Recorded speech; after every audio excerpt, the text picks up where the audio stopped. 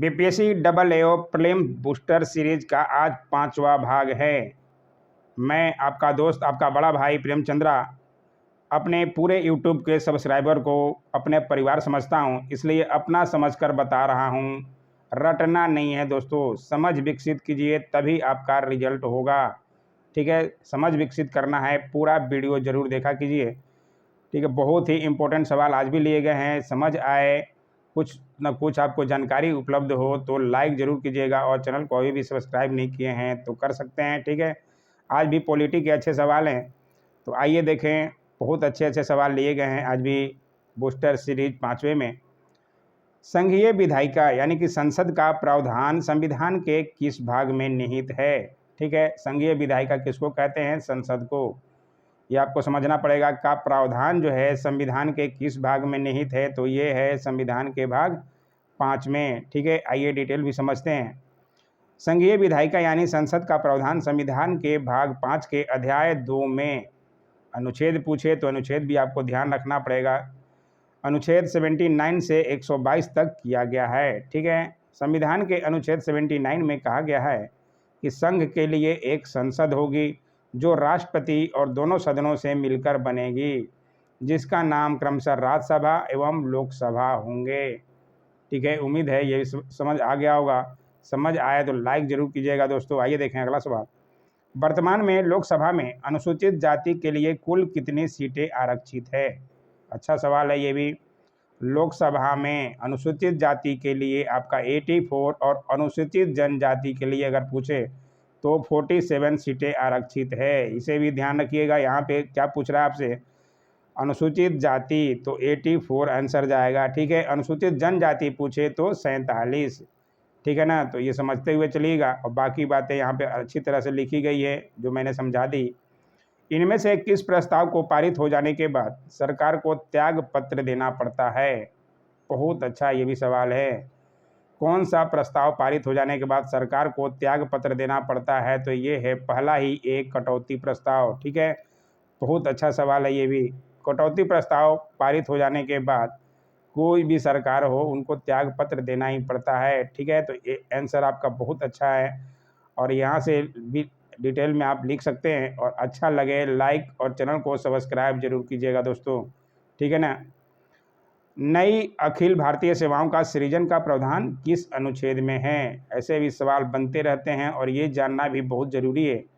नई अखिल भारतीय सेवाओं का सृजन संविधान के अनुच्छेद 312 में है। ठीक है, तो इसे ध्यान जरूर रखिएगा। 312 किस लिए है? नई अखिल भारतीय सेवाओं के लिए। तो इसे इम्पोर्टेंट है, ध्यान से समझते हुए चलिएगा। आइए देखें, सबसे इम्पोर्टेंट सवाल आ गया। किसे स्थानीय स्वशासन का जनक माना जाता है? बहुत बार आपको सवाल ये दिखेगा। स्थानीय स्वशासन यानी कि पंचायती राज भी बोला जाता है उसको, उसका जनक किसको कहा जाता है? तो लॉर्ड रिपन। ठीक है, इनका नाम तो सब लोग लगभग जानते होंगे, बाकी पूरा डिटेल आप यहाँ से ले सकते हैं, कब चालू किया गया था। ठीक है ना। इनमें से किस समिति ने पंचायती राज को संवैधानिक दर्जा प्रदान करने की सिफारिश की थी? किस समिति ने पंचायती राज को संवैधानिक दर्जा प्रदान करने की सिफारिश की थी? तो इसमें से LM सिंघवी समिति भी है और PK धुंगन समिति भी है। ठीक है, तो इन दोनों के अनुसार बीपीएससी का खास आंसर जो है ई क्यों गया? क्योंकि LM सिंघवी समिति 1986 में की थी, तथा PK धुंगन समिति 1988 में पंचायती राज संस्थाओं को संवैधानिक दर्जा प्रदान करने की सिफारिश की थी। ठीक है, और दोनों का नाम दिया है। तो चूंकि बीपीएससी का ई ऑप्शन बहुत खास है, इसलिए आपको ध्यान रखना पड़ेगा। ठीक है ना, ये आंसर क्यों हुआ? यदि पंचायत भंग होती है तो किस अवधि के अंदर निर्वाचन होंगे? पंचायत भंग हो जाती है तो कितना समय दिया जाता है दूसरा चुनाव कराने के लिए? तो इसका आंसर है 6 माह। ठीक है, ये भी शायद सब लोग जानते होंगे, नहीं भी जानते हैं तो कोई बात नहीं, यहाँ से नोट अभी भी कर लीजिएगा और याद रखिएगा। शायद सवाल अगर बन जाए तो आप सही जवाब दीजिएगा। भारत के पंचायती राज व्यवस्था का वास्तुकार या शिल्पी किसे कहा जाता है? पंचायती राज व्यवस्था का वास्तुकार BR मेहता यानी कि बलवंत राय मेहता समिति का नाम सुने होंगे। अब बलवंत राय मेहता यानी कि त्रिस्तरीय, ठीक है ना, तो ए आंसर आपका जाएगा। ध्यान से नोट कर लीजिएगा, अभी भी नहीं जानते हैं तो। राज्यसभा का गठन कब किया गया था? राज्यसभा का गठन 1952 में किया गया था, ए आंसर है।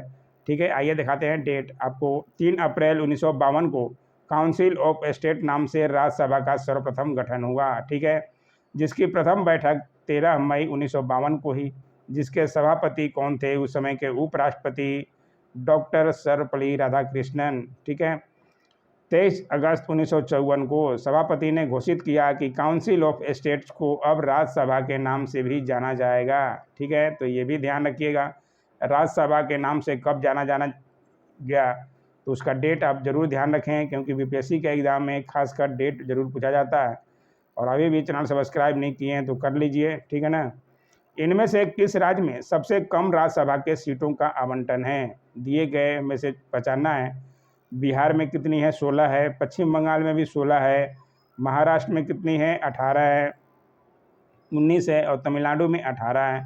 तो इसमें से कम में तो दो बिहार और पश्चिम बंगाल ही दिया, जो कि दोनों में 16 है। तो आंसर तो निकलेगा नहीं, तो आंसर तो ई जाएगा। ठीक है ना। ई क्यों गया? क्योंकि बिहार और पश्चिम बंगाल दोनों का दिया हुआ जो ऑप्शन है उसमें 16-16 है राज्यसभा के सीटों की संख्या, इसमें पूछा जा रहा था। ठीक है ना।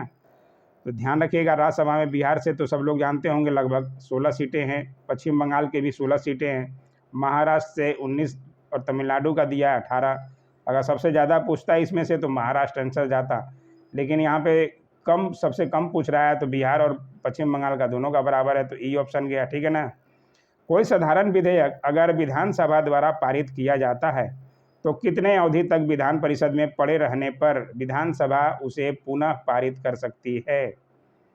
ठीक है, बहुत अच्छा सवाल है। और विधानसभा, साधारण विधेयक अगर विधानसभा द्वारा पारित किया जाता है तो विधान परिषद में कितना समय तक पड़ा रहेगा, उसके बाद विधानसभा जो है उसे पुनः पारित कर सकती है, विधान परिषद में चाहे पड़े रहे। तो ठीक है, तो ये 3 महीना भी पड़ा रहेगा, डेट जरूर ध्यान रखिएगा। ठीक है ना। 3 महीना पड़े रहने के बाद विधानसभा जो है अपना अलग बना सकता है। भारत में अभी तक कुल कितने उप प्रधानमंत्री बनाए गए हैं? उप प्रधानमंत्री का नाम सुने होंगे, सबसे आखिरी में आडवाणी जी थे, जिनका प्रधानमंत्री बनने का सपना था अटल बिहारी वाजपेयी जी के समय में, देखे होंगे, लेकिन बने नहीं, उनको हटा दिया गया और नरेंद्र मोदी जी बन गए। ठीक है, तो उप प्रधानमंत्री कितने बार बने हैं अभी तक? तो कुल 7 बार बने हैं। ठीक है, पहले कौन बने थे आइए जान लेते हैं। सर पंडित जवाहरलाल नेहरू के समय में प्रधानमंत्री, उप प्रधानमंत्री कौन बने थे? सरदार वल्लभ भाई पटेल जी। ठीक है, सबसे पहले उप प्रधानमंत्री बनने वाले। और सबसे आखिरी अभी में तक 7वें उप प्रधानमंत्री लाल कृष्ण आडवाणी थे, और भी बनेंगे आगे। ठीक है ना, लेकिन अभी तक जो है ये बने हैं। किस अनुच्छेद के तहत महान्यायवादी को यह अधिकार प्राप्त है कि वह संसद के दोनों सदनों की कार्रवाई में भाग ले सकता है? ठीक है, पिछले वीडियो में हमने बताया था कि कौन है जो दोनों सदनों में भाग ले सकता है बिना सदस्यता प्राप्त किए। तो आपका था अटॉर्नी जनरल, यानी कि महान्यायवादी। और इस सवाल में है कि किस अनुच्छेद के तहत, अनुच्छेद पूछा जा रहा है। ठीक है, तो ये अनुच्छेद भी आपको ध्यान रखना पड़ेगा, और किस अनुच्छेद के तहत है, तो ये अनुच्छेद 88 के तहत। ठीक है, तो इसे भी ध्यान रखिएगा, और बाकी बातें आराम से यहाँ से नोट कर लीजिएगा एक बार। ठीक है ना, ताकि आपका जो है विकसित हो समझ। भारत के राष्ट्रपति को यह अधिकार नहीं प्राप्त है कि वह क्या क्या कर सकता है? कौन सा अधिकार इसमें से प्राप्त नहीं है? क्षमादान करे, ये अधिकार प्राप्त है। सर्वोच्च न्यायालय के न्यायाधीश को हटाए, ये अधिकार प्राप्त नहीं है। आपातकालीन की घोषणा करे, ये भी अधिकार प्राप्त है। अध्यादेश जारी करे, ये भी अधिकार है। केवल इसमें से सर्वोच्च न्यायालय के न्यायाधीश को हटाए, ये अधिकार प्राप्त नहीं है राष्ट्रपति को। ठीक है, क्योंकि ये संसद का काम है। ठीक है, तो बाकी बातों को आप समझ लीजिएगा, और ये संसद का काम है कि सर्वोच्च न्यायालय के न्यायाधीश को हटाएं बहुमत से। ठीक है ना, ये राष्ट्रपति का नहीं है। और अच्छा लगे, समझ आए तो लाइक, शेयर, कमेंट, सब्सक्राइब जरूर कीजिएगा दोस्तों। समान दंड विधि के अधीन गिरफ्तार किए गए व्यक्ति को कौन कौन से अधिकार प्राप्त नहीं हैं? समान दंड विधि से अधिकार व्यक्ति को कौन कौन से अधिकार प्राप्त नहीं है? इसमें से गिरफ्तारी के अधिकार जानने का इसमें से एक से ज़्यादा ही है, तो ई ऑप्शन गया। ई ऑप्शन क्यों गया, बाकी पूरी बातें यहाँ पे लिखी गई है, ठीक है। तो आप यहाँ से ज़रूर समझिए। किस अनुच्छेद के तहत कारखानों, खानों तथा किसी जोखिमपूर्ण कार्य में बालकों का नियोजन निषेध किया गया है? बहुत ही इम्पोर्टेंट सवाल है। और किस अनुच्छेद के तहत मना किया गया है? 14 वर्ष से कम आयु के बच्चे जो हैं कारखानों में काम नहीं कर सकते हैं, सुने होंगे। तो ये अनुच्छेद किस में है? अनुच्छेद 24 में, ठीक है। अनुच्छेद 24 में यह प्रावधान है कि 14 वर्ष के आयु के बालकों को कारखानों, खानों तथा अन्य किसी जोखिमपूर्ण कार्य में नियोजन का निषेध किया गया है। बहुत इंपॉर्टेंट सवाल है, जरूर से जरूर नोट कीजिएगा। भारत के राष्ट्रपति को किस अनुच्छेद के तहत क्षमादान की शक्ति प्राप्त है? क्षमादान कर सकते हैं, अभी ऊपर ही हमने देखा राष्ट्रपति, लेकिन किस अनुच्छेद के तहत क्षमादान कर सकते हैं? तो ये है 72, अनुच्छेद 72, ठीक है।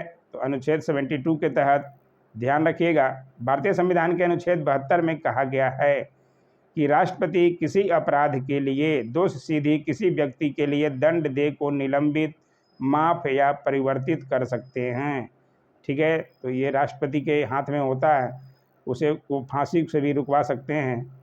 इनमें से कौन से राष्ट्रपति का कार्यकाल सबसे कम दिनों के लिए था? सबसे ज़्यादा तो अपने बिहार के डॉक्टर राजेंद्र बाबू, ठीक है ना, सब लोग को पता होना चाहिए। 1950 से 62 तक रहे थे। और सबसे कम पूछ रहा है इसमें, तो सबसे कम रहे थे आपका जाकिर हुसैन, ठीक है। कब, कितने दिन के लिए रहे थे? तो 1 वर्ष 11 दिन के लिए, ठीक है। सबसे कम में पूछा जाए तो जाकिर हुसैन, तो इन्हें ध्यान रखिएगा जरूर। आइए देखें अगला सवाल। इनमें से कौन से उपराष्ट्रपति कभी राष्ट्रपति के पद पर कार्य नहीं किए?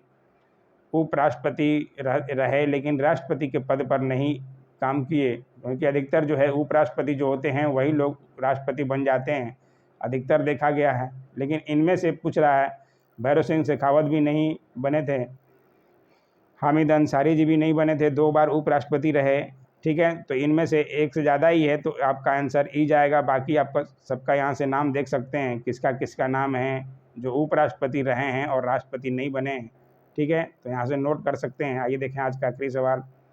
भारतीय संविधान के अनुसार प्रधानमंत्री का पदावधि कितने वर्षों का होता है?